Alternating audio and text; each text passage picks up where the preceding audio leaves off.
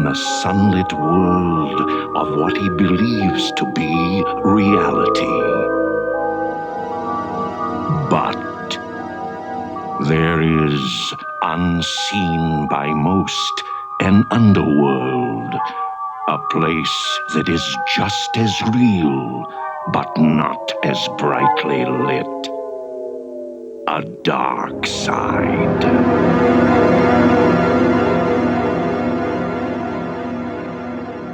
Welcome back to Talks from the Dark Side. I'm Joel Escola. I'm Sean O'Rourke. And I'm Chris Bahr. And today we're talking about Painkiller, which aired October 14th, 1984, written by Haskell Barkin and directed by Armani Mastroianni.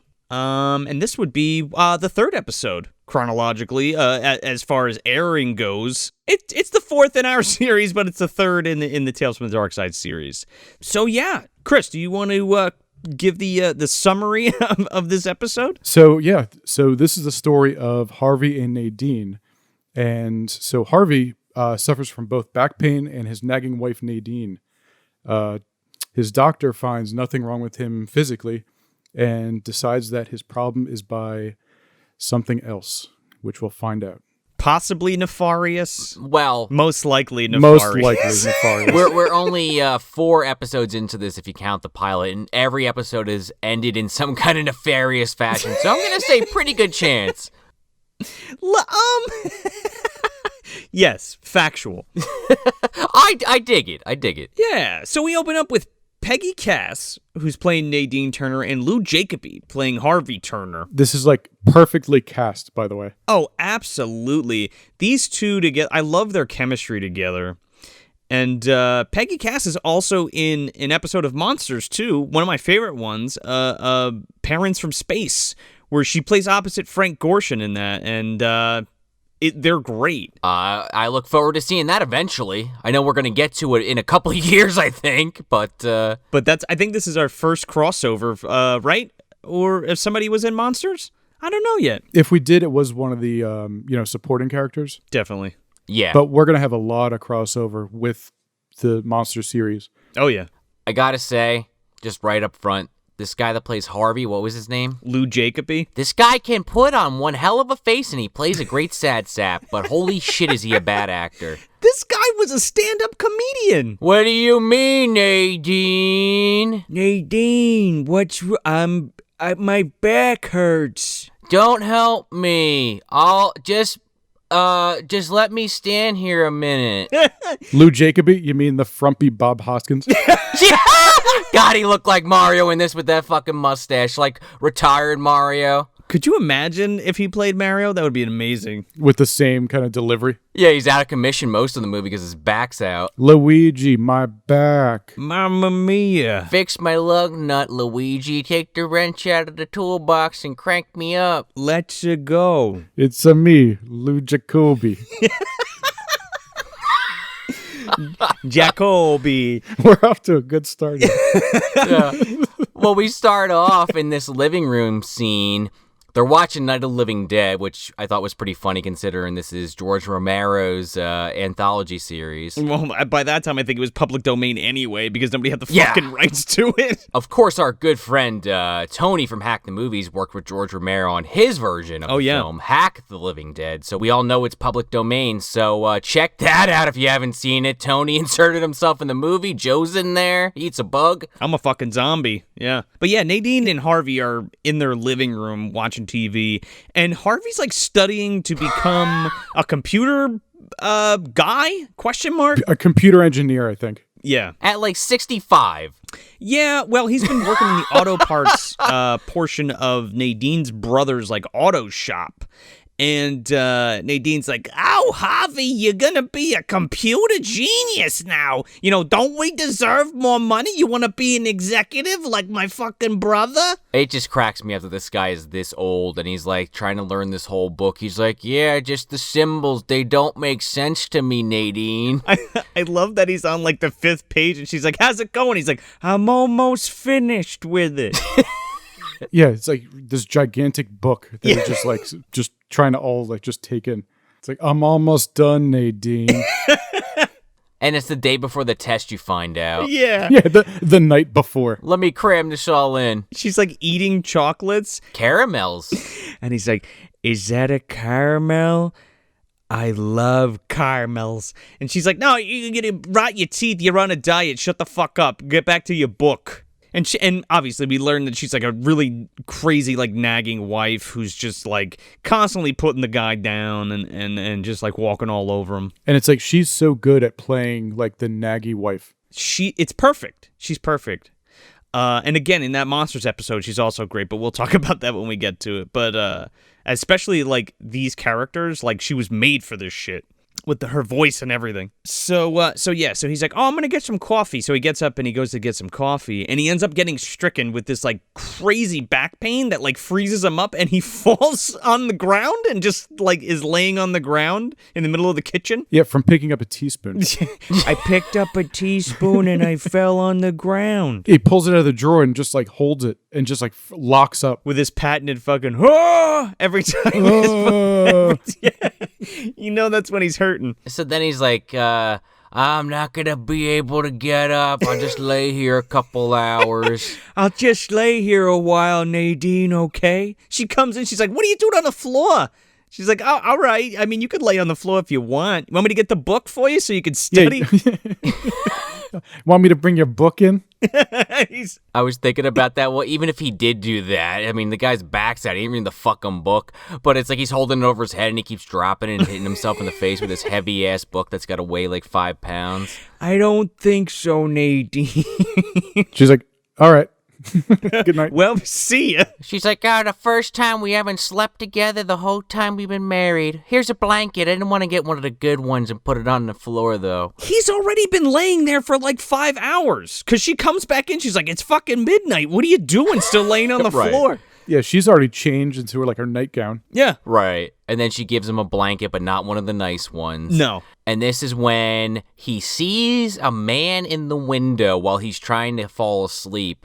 Touching his nose, standing in a tree, and he just goes, Nadine, there's a man in the window. She's like, what? Speak up. Speak up there, asshole. I can barely hear you. Yeah. She, that nose thing real quick is like, that basically means like something, something is secret, right? Or keep quiet about it. Don't, it's supposed to be secret. I love how it comes back at the end in a big way. Oh, yeah. But she looks outside and it's raining, and she's like, it's just raining cats and dogs. You didn't see anybody out there. You're imagining it. He's like, I really saw it. If you want to sleep on the floor like some kind of fucking animal, that's fine. But I gotta go to sleep, she says. Get back to sleep. Turn the light off on him. Yeah. She implied, like, Joe, to your point, when she's saying the animal line, she's implying he's going to be, like, eaten out of the fridge because he's a slob. Like, he's got to be, like, sleeping next to the bed for easy access. Or some shit like that, yeah. Well, he looks like he would actually do that. Yeah. He's got to go in there for some salami, get out the gabagool. Oh, yeah, man. I got to make me a sandwich. Makes himself a nice Reuben on the floor. Floor Reuben? Well, you never had a floor Reuben? It's open-faced floor Reuben. Yeah. Doesn't even use a plate. At 2 a.m. So he ends up going to see this doctor, and it's fucking Farley Granger, man. The Prowler himself. Oh. Had no idea. Yeah, he was in Hitchcock's Strangers on a Train and Rope. And he's also in another episode of Monsters, this episode called Malcolm, which is directed and written by Tom Noonan, who we're going to fucking get to in the next couple episodes. Yeah, and then Tom Noonan's in the next episode. Yeah, put that in pocket. It's like, yeah, these crossovers start really coming up like this. And they're all intertwined, so it's cool shit, especially when you're super familiar with it, and you're like, ah. And it is fun going through, like, the IMDb listings of all, like, everyone in the, involved in these. Oh, yeah. One thing I turned up is completely, it's like, usually when I do this, I look at, like, the director, what he's done, the producer, and the actors. But going through before, I paused it right in the credits at the end of the episode. So, Joe, I don't know if you caught this, but the director of photography, did you see who that is? No. It's Ernest Dickerson. No shit. Yeah, and so he started off as a DP doing camera on a lot of these shows. I think he did a couple Monsters episodes, but and then he went on to direct a whole bunch of TV, like he did Dexter, Walking Dead, a few episodes like that. But he also did the Tales from the Crypt movie, the first one, Demon Knight. That's amazing, dude. So yeah, going through like, what everyone's done on this, it's like you kind of see everyone like where they started, which is a lot of fun. Oh yeah, totally. But yeah, seeing that name pop up, I was like, holy shit, no way. Yeah, I totally missed that one. Nice catch. So the key thing here with this doctor's visit, though, is that the doctor just happens to be the man he saw in the window. He's like, that's him. That's the face I saw, Nadine. What? I could pick him out in a crowd. Yeah, I could pick him out of a line. So the doctor's like, yes, Farley Granger. I fucking love Farley Granger, man. He's great. And he's just like, there's nothing visibly wrong with you, yeah? But there's something definitely wrong with you. Tension, perhaps? He's like, no, well, the new computer class has got me all fucked up. And he's like, that seems about right. Okay, well, we'll just have to do something about it. And, like, he doesn't, like, prescribe him anything, but there's, like, this passage of time where, like, he keeps getting, like, diagnosed and, like, whether it's pills or whatever, because, like, we go back to the house. He's got this fucking, like, headgear on, and Nadine's like, what are you doing? She's like, how much is that costing us? And it's like, oh, it's only going to be $300 or whatever. And she fucking freaks because they've been to, like, a chiropractor and some other fucking guy. She's like, that little Chinese man was sticking needles in you. That didn't help either. What makes you think this headgear is going to help you? This is where I kind of was starting to think, all right, what the hell's happening here? This guy made some kind of deal that he doesn't realize he made. I'm like, I don't know yet, but I'm trying to figure out what the hell is wrong here. Like, this doctor's obviously doing something that's causing him to just continually be in pain. Yeah, it looks like he's getting ripped off, and then plus right. the wife that keeps chiming in just like over his shoulder, just keeps nagging him, and then she's upset about money because she wants to buy what was it, a new a new blouse or some shit. Yeah. She sweet talks him at first when he just finds out he's going to be, like, out of work for 2 weeks initially. He's like, oh, yeah, I'm going to get the check. You could buy both those lipsticks. And then now that it's, like, been a couple months and he's still out of work, she's like, shit, why are you getting all this medical equipment? It ain't going to work. And then this is the part where she, like, flips it on him. Like, oh, do you even know what this is doing to me? You're tearing me apart, Harvey. What the fuck? Well, right, it's like heavily implied that she just thinks he's making it up so he doesn't have to work. So he ends up, I guess, feeling fine because he's all dressed up, ready to go to work. He's like, my first day back. This is going to be great. Can't wait to get back to work. And Nadine's like, don't forget your lunchbox. As soon as he grabs his lunchbox and goes to leave the house, he just is like, oh! He's not even out of the kitchen. And he just, like, freezes up again. His back is to the camera. Yeah, he has, like, one of those arches in the kitchen, like a lot of people have. I actually have just a little bit of behind the scenes. I'm watching my parents' house currently, and they have the exact same kind of archway in their kitchen. So my girlfriend was watching with me, and she's like, wait, what the heck happened? Why is his back out again? I was like, oh, watch this. I fucking pantomime the whole thing, putting my hand on the wall. He's like, oh! Sean, you got to do it. You got to do it like a side, like a comparison. One with Harvey and one of you. Oh, yeah. Yeah, exactly. It's hilarious, though. Like, I kind of felt bad for the guy, but the way that it plays out, she's like, I can't put up with this for much longer. He's like, please, don't help me. I'll be fine. Yeah, just like last time. And that's the thing, too. It's like, you do feel bad for the guy. Yeah. It's like, yeah, he's sort of like a, kind of just like, kind of like a sad sack, but he's like a pushover, this guy. Yeah. Between his wife and everything, you kind of just feel bad for him. But and then that just makes it all the better. Yeah, and he like suggests, he's like, maybe while my back is getting better, you can go get a job because we're hurting for money. She's like, I'm not gonna work as a cashier. What are you, fucking crazy? Yeah, I'm busy. I'm better than that. I got caramels to eat. So then he somehow drags his ass to the doctor, and he's like, I don't know what to do, doc. And this time he's by himself. Right. Which is key. Well, yeah, the doctor calls him and he's like, really? You can? And he's like, Dr. Roebuck can cure me? Absolutely. It's going to work. So then he goes to see Roebuck again. Yeah, and he's basically like, all right, yeah, I can fix you up, but I have a unusual pill to swallow, let's say. I'll do anything, Doc. Whatever you could do, I'll do anything so my back will be fixed. Oh. Okay, we murder your wife. Yes, we're gonna kill your wife. And he's like, what? Can you say that again? What? A what? Then we get a commercial break, which I thought was funny as hell because then they basically repeat the scene for people that missed it. Yeah, could you say that again for the other people that just turned on the channel? Yeah, for the people that like called their neighbor and was like, you have to see this shit. Harvey, I can't hear you. Say it again. Are you watching Tales from the Darkside? Flip it on. It's on channel 5. Well, I won't know what's happening. Now, don't worry. They're going to tell you. As soon as this Olive Garden commercial's over, they'll clue you in. Kill my wife? An accident? You must be some kind of sicko. Oh, well, yeah, a happy accident there, Harvey. What do you say there, kiddo? he goes, happy. I love how Harvey's just like, my wife? You're going to kill my...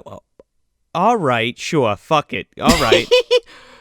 Because they're talking about, even though she's berating him the whole time, like, they keep playing up that they're happy. I don't see how after everything that went down, but he's like, I love my wife. Well, what if we just did it and it was an accident? Huh? My back will be okay? Sure.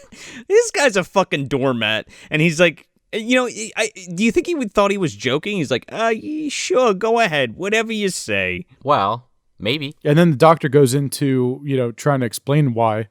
And he's like, okay. He's like, picture Nadine. Yeah. Picture her, her shrill voice. Her cold, dark eyes. Yeah. Cold, dark eyes. And her smile and her disgusting face that you want to punch. You can almost see him get the chills. Yeah. And he's like, you know what, Doc? That does sound good. All right, happy accident it is. He's like, okay, I'm in. You talked me into it very easily. Where do I sign? It's almost like you have me under your thumb or something. I don't know what it is. Yeah, there isn't a whole lot of, reluctance. No. He's like, oh, yeah, all right. Back pain or my nagging wife dead? So then we have this fucking great scene. Again, another little passage of time is implied, but he's laying on the couch in his pajamas. And he's got the phone, and I love how he cradles it, on his shoulder. He's like, yeah, hello. Oh, yeah, no, my wife, she went out to the store. Okay, I'll talk to you later. And it's like, okay. He makes sure to do it, the laziest way possible.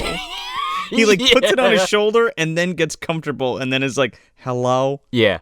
And then he gets a second call, and this time it's the police telling him that his wife was in an accident and was killed. And he's like, what? I'll be right down there right away. And here's that award-winning acting coming into play. Yeah. Nadine. What happened? An accident? Nadine. Wait a minute. My back is better. It doesn't hurt anymore. It made my wife disappear. He's jumping on the bed, eating popcorn and eating caramels, dude. Yeah. Slides down the stairs out the front door. Yeah. He's doing backflips. In fact, I saw him do a triple Lindy off the diving board. All three of them. Oh, my God. Yeah, he goes down the fucking steps on a sled. Yeah. Cue that song. He hits the ground and he goes through a portal into that fucked up dimension. He passes Rodney. They're both flying through the air, just like that video you made, Joe. Hey, man, if he's Bizarro Mario, it's true. Yeah. But the other Bob Hoskins, yeah. So another passage of time happens, and the fucking house is a mess. There's shit all over the place. This man cannot clean up after himself, and he's stuffing fucking 5 or 6 caramels at a time in his mouth. Yeah, he's living his best life now. He sure is. So this little woman, Ann Tracy, this little old woman knocks on his door. She's like, hello, Mr. Harvey. I just want to let you know, I killed your wife with my car, and I'm sorry. Can you forgive me? And he's like, because his fucking mouth is full of caramels. Yeah. And then she's like, just know I didn't have a choice. And he's confused by that. I'm like, oh, okay, now I get it. Yeah, she winks at him Yeah. Okay. Yeah, the old woman shows up looking like one of the Benny Gesserit from Doom. Fear is the mind killer. Harvey Atreides. Can I have a caramel? Okay. You're on a diet. No, Harvey. The Harkonnens are attacking, and these guys talking about fucking caramels. Oh my god, this guy would definitely be in a floating chair, stuffing him down his fucking gullet. Brad Dourif's like sucking shit out of his face. Oh god. So then he gets a call from the doctor, and he's like, yeah, how's your back? Oh, it's unbelievable. It doesn't hurt at all. Wait, you want me to come in? You want me to come in and get it? No, it's fine. It's fine. And he's like, I like all my patients to come in for one last final follow-up before we call a case closed. It's like, okay, doc. Back's a tricky things, Harvey. You need to come in so I can check it out. Yeah, doctor's trying to get him to come back to the office, and sounds important. So he shows up in his nicest hat, he's got this white newspaper boy hat on. Bolo tie? Yeah. I love when Harvey Granger is just like, oh, you look, well. And then, like, raises his eyebrows. Yeah, he's like, oh, you're doing good. You look like shit, Harvey. How you doing? Covered in caramel. Yeah, it turns out my wife had a large life insurance policy I had no clue about. I could hire a maid, but I just like money too much now. I don't know. I still go to work because I like working with my hands. I love the hours. Thanks. My caramel runs through my veins now.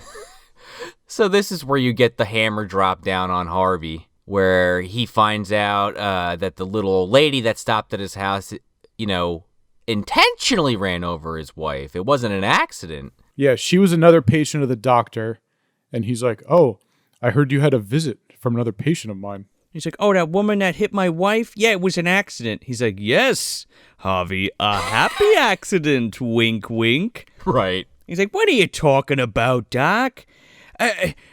Miss Tracy didn't do that on purpose. He's like, of course she fucking did. It was a repayment because that's how this works. You know what I'm saying? That's the rules. And he's like, rules? He's like, what are you talking about? He's like, the agreement, remember when you said it was okay to kill your wife? Yeah. And when you said you would do anything to fix your back, moron. I love him. He's like, no, I'm not killing anybody. He's like, I'm not doing it. And he's like, but Harvey, that sweet old lady did that for you. Now you have to repay that favor. Yeah, someone killed someone for her. She killed someone for him, and now he has to kill someone else. Yeah. So it's this whole cycle thing that, that we're into now. And then even if you had an inkling, but you weren't really sure, it's confirmed because the guy touches his nose and then Harvey's back goes, he's like, oh, my back. Yeah, how about a migraine, Harvey? Yeah, how about a fucking migraine for size? I love how he's all cool, calm, and collected, though, because he starts, like, writing. It's almost like he's writing a prescription for Harvey, because he's like, okay, well, he is the man you have to kill, and, his daughter is suffering terrible migraines, so he'll just have to be knocked off. So there's his address, and let me know when he's dead. And then it kind of just closes out with Harvey realizing he's got to do it, but he just keeps yelling, who are you? Who are you? I'm gonna report you. The doctor swivels his chair around like he's a Bond villain. Yeah. Lightning crashes on his face already as he smiles. And he touches his nose again. And it's like, okay, so he's the devil? Yeah. I feel like that's always the answer with this show. That's what I'm learning. Yeah, so far, we're 4 episodes in, and we've had, 3 already? I think they've all been devils. Yeah, 2 pretty damn sure, but maybe Jerry might not have been a devil. We're still... Verdict's out on that one. Maybe the boss. Maybe the boss was the devil. 3 out of 4 devil stories so far. They're not, I swear, they're not all like this. Most of them are, though. Most of them are, yeah, to be fair. We're getting into some really good ones, some good ghost stories and good monster stories. But yeah, we got devils up till this point. So then it kind of ends, and he, like we said, he's laughing in the chair and cut the credits, ooh, doo, doo, and then cue the theme. What did we all think of this? I before we started recording, I said I didn't hate it, but I don't know if I liked it, and I think that's. Even after talking about it, that's kind of where I landed. Like, this was fun, but I feel like it's not going to be as memorable as we get deeper into this series.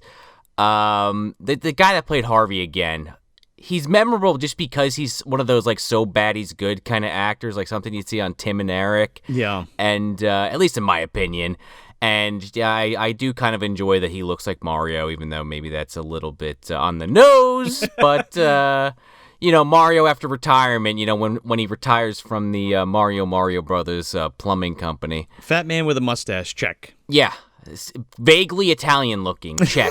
Portly, check, yeah. I don't know, this was weird. I love the devil twist at the end. I'm kind of into that. Even if we did just literally kind of get that with the last one. Mm-hmm. But I have no idea what the shooting on this was, if they shot him, sequentially or at the same time or out of order. So who the hell knows as far as that's concerned? I mean, you guys might know, but I don't know. So I guess probably would be on the shelf, the hypothetical shelf if we're talking movie dumpster terms. Definitely not a dumpster, but low on the shelf, I guess I would say. Yeah, this one, it's like you said, it's not very memorable, but it is a fun and like weird episode.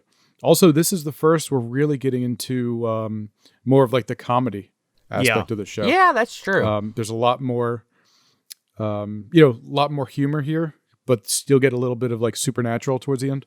Yeah, absolutely. But yeah, it's not totally memorable, but it's fun to watch and it's just like weird. So that's kind of the through the run of the show, you're gonna have just a bunch of episodes that are just kind of stand out because of how weird they are. And this one is just like, it's just fun to watch.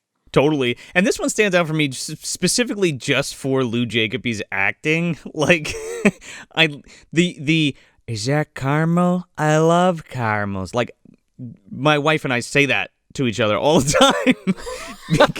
Like, when we would, because I've made her watch this a lot. Let's just put it that way. And yeah, he's great. And I love Peggy Cass. She's such a great character actor. Yeah, and she's like, I think she's the one that really like carries this episode. It's like this is the most. This is like the best part of the episode is Peggy Cass. Sure, and it's just her like character in this, and like the nagging wife. She just pulls it off like so good.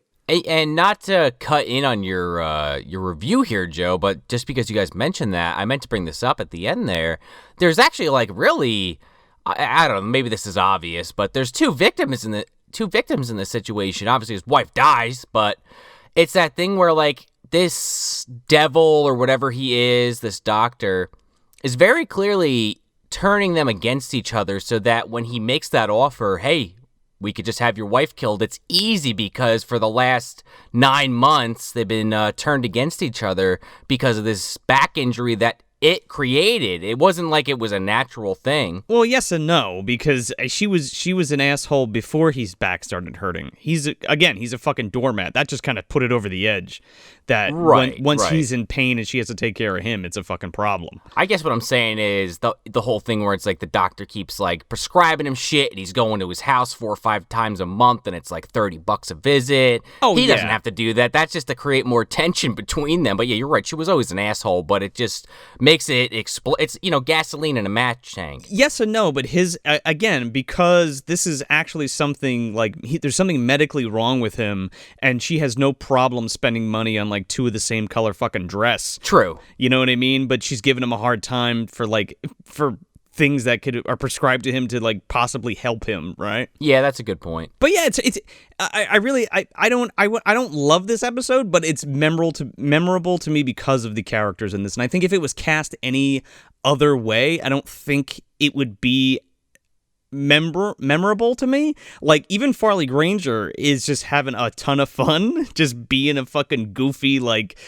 Dr. Devil, whatever you call. And I love the idea of the devil being a doctor, like as a goof and being like, I'm gonna make these people kill one another for whatever because I'm bored, I guess. He just decides to and sell them back braces. Yeah, she's like selling them like bunk ass fucking like cures, and then the only cure is for you to kill somebody else. So what do you say? But yeah, and Chris, you brought up a good point too, that bringing the comedy element into it, because it's been pretty serious the past few episodes, and it there is a lot of that dark humor here, and it is played for laughs for sure. And while it's it has dark themes, it's very, very much like a goofy kind of thing. Yeah, so it's a little lighter compared to the previous ones. Yes, absolutely. And yeah, it's not my favorite episode. I don't hate it. I don't love it, but it's a good one. It's definitely excellent background. If you want to throw something on and you're working or something, it's the best for that for sure. But yeah, I dig it. And if you haven't listened to those first, what do we got? 3 episodes out. Definitely should jump back and go listen to that. We're going through this whole series of Tales from the Darkside. And don't forget to check out Movie Dumpster, our main show, and check us out at moviedumpsterpodcast.com. You can listen to this show and a bunch of other shows that we have under that umbrella as well. Book to the Movie. Ripe Reviews. And you can also check out Chris's stuff. What do you got going on, Chris? So I have a little Instagram page called Tape Hell, where it's basically soundtrack worship for old horror VHS soundtracks, sci-fi soundtracks, and stuff like that. So kind of getting that off the ground. So got some big stuff planned, coming up with just digging on a bunch of tapes, recording the soundtrack, and just doing a whole kind of showcase for movies with like really cool songs. Go check that out at Instagram. It's at tape_hell. Yep, that's it. And don't forget to drop us a 5-star review if you dig the show. Now, hope everyone celebrates with some caramels. Oh yeah, pop that fucking Russell Stover's open. Caramel lovers. Watch out for those teaspoons. You throw your back out. Look out for Farley Granger, R.I.P., coming at you from your fucking window. You just got to go to like your local CVS or whatever you have near you, whatever drugstores in your area, and just clean out the old Mother's Day candies that didn't get bought, and you're good to go. Yeah, there you go, man. Yeah, shove some in your pockets for next week. But yeah. So until next time, I'm Joel Escola. I'm Sean O'Rourke, and I'm Chris Bahr.